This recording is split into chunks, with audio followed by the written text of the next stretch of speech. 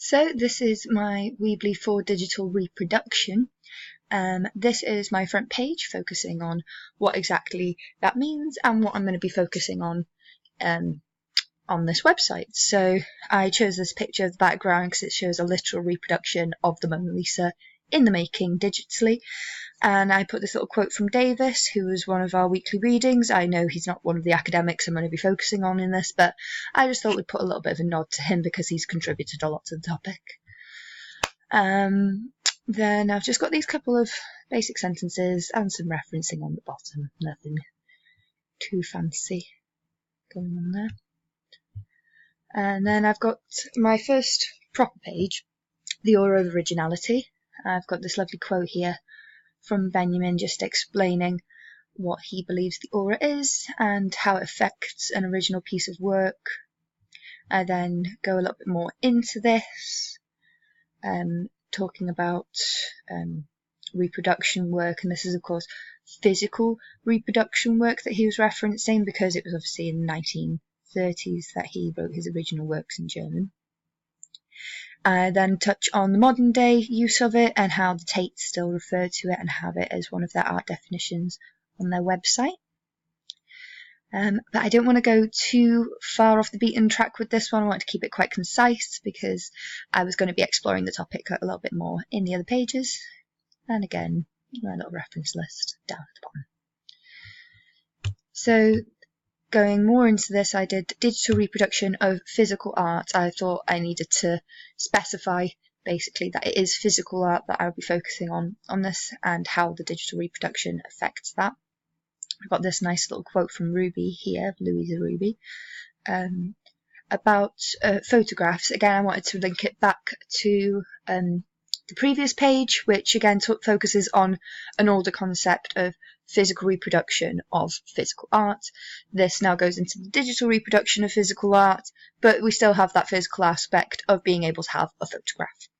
So I like that quote, just linking the pages together to give it a bit more cohesion. And of course, before I skip past it, we have the creation of Adam from the roof of the ceiling of the Sistine Chapel.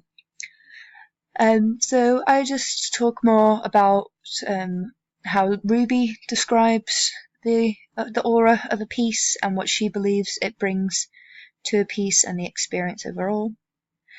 Then I go to Robinson, who wrote for Ceasefire magazine, and he argues a lot more of the opposite. He argues a lot more of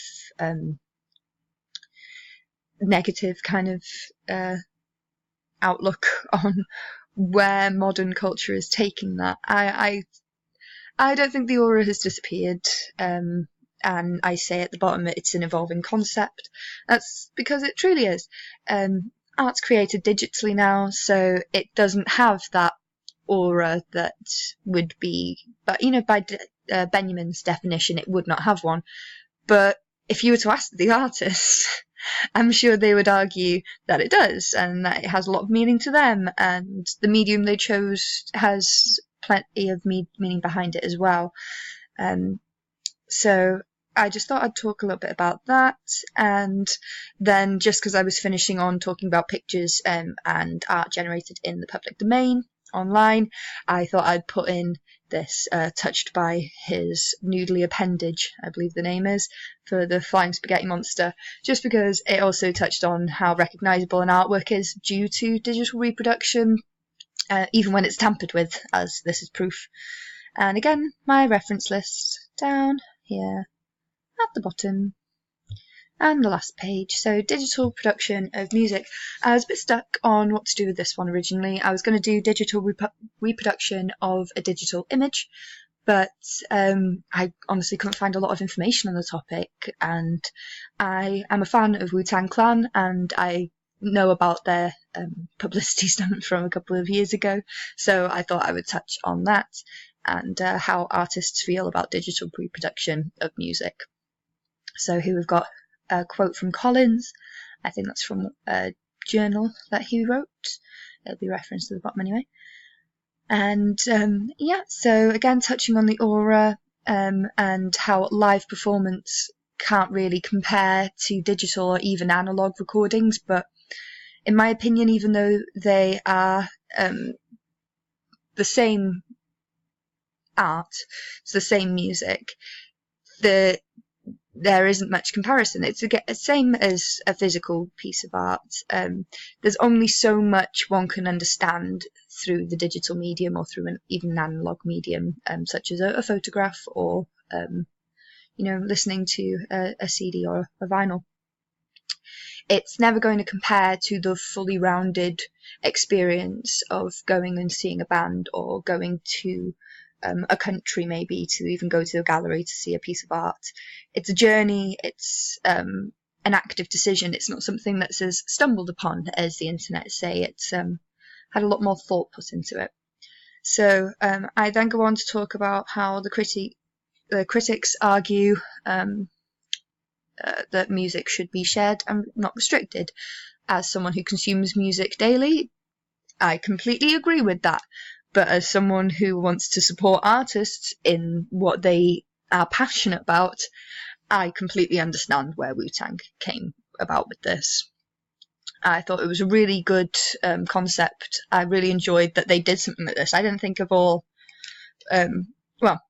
Wu-Tang have brought a lot about politically anyway, inadvertently, with their topics of music being more light-hearted and not aimed towards violence and stuff. It was a mix-up and a change, and something that the industry needed. And they've done it again in the modern day with their album Once Upon a Time in Shaolin. So I just got a few quotes here from the producer on why they did this. I quite liked his little description of, you accept the price of a Ferrari, you accept the price of a Honda, but why is it that there seems to be a kind of cookie cutter price to music, despite any differentiation in effort or craftsmanship or just even observation of that having been put into the creation of the music, because these days it does get thought of as churned out, and I think that there is a bit of a lack of respect for that kind of art. I have to feel for the guy in this sense, even though he's probably tapping his pocket whilst thinking all of this, because they've made a lot of money off that album.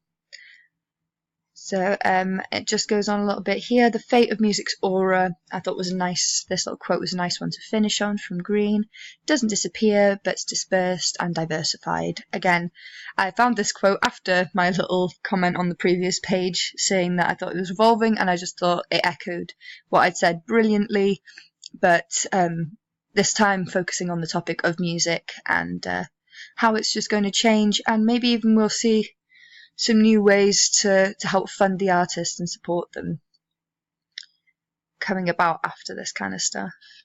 But yeah, this is again my reference list, and that's the end of my little Weebly tour.